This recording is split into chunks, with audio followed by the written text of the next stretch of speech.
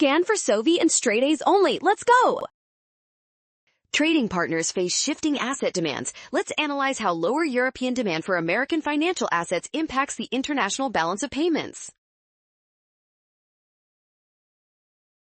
First, when Europeans reduce their demand for United States financial assets, they stop buying as many dollars. This shift causes the demand curve for the dollar to move sharply to the left.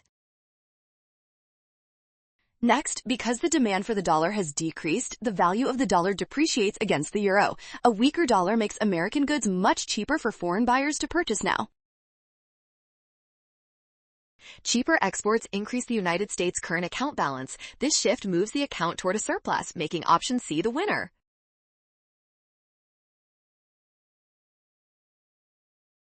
Well done! Scan the code to learn with Sovi. Avoid rushing by watching signs. Trust the info and check your steps carefully.